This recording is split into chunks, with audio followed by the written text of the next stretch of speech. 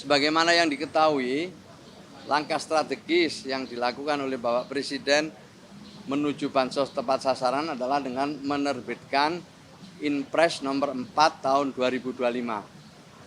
Inpres ini menyangkut DTSen, Data Tunggal Sosial dan Ekonomi Nasional, yang dikelola oleh BPS.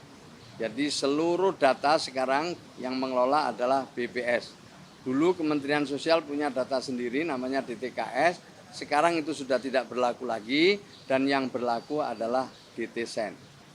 Dengan adanya data tunggal sosial ekonomi nasional ini, tentu ada dinamika dalam penyaluran bansos. Ya, dalam penyaluran bansos. Kenapa? Karena di dalam DTSen ini sudah dilakukan perankingan mulai dari desil 1 sampai desil 10. Maka itu kemudian kita berusaha untuk melakukan beberapa hal kaitannya dengan DTSen yang sudah dilakukan verifikasi dan validasi termasuk perankingan oleh BPS.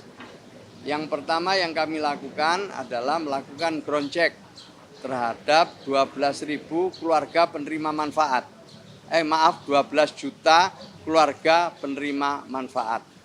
Dari hasil ground check yang dilakukan oleh Kementerian Sosial lewat pendamping-pendamping yang kami miliki dengan sumber daya yang dimiliki oleh BPS, ditemukan 1,9 juta yang dinyatakan tidak memenuhi syarat lagi untuk menerima bansos. Dan untuk itu kita alihkan kepada mereka yang lebih berhak. Yang kedua, untuk mengetahui profil rekening penerima bansos, kami atas izin Presiden melangkah dan bekerja sama dengan PPATK. Di sanalah kita menemukan lebih dari 600.000 ya penerima bansos yang terindikasi main judol. Juga ada penerima bansos yang mengaku saat membuat rekening itu sebagai anggota DPRD, anggota anggota DPR, anggota TNI, anggota Polri. Ada juga yang mengaku ya, ini belum tentu benar, sekali lagi, yang mengaku sebagai dokter, pegawai BUMN dan lain sebagainya. Tentu kita lakukan penelusuran khusus yang ditengarai ikut terlibat dalam permainan judol, kita lakukan pendalaman. Dan memang kita menemukan hal yang bisa dikatakan ini mengejutkan kita semua lah.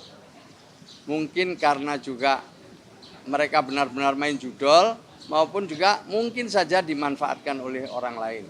Maka itu kita melakukan usaha untuk melakukan ground check ya.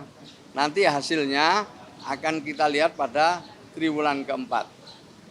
Untuk sementara ini tentu bagi yang memang sudah kita ketahui benar-benar bermain judol tidak akan bisa menerima bansos lagi. Kecuali memang bagi mereka yang sangat-sangat membutuhkan. Itu pun harus melakukan reaktivasi, harus melakukan daftar ulang lewat desa, kelurahan, atau lewat aplikasi yang sudah kami siapkan bekerja sama dengan Dinsos setempat. Jadi ini perlu saya sampaikan, jadi bagi memang mereka yang masuk di dalam desil 1, desil 2, tentu masih ada kesempatan untuk memperoleh bansos kembali dengan cara melakukan reaktivasi sebagai penerima bansos.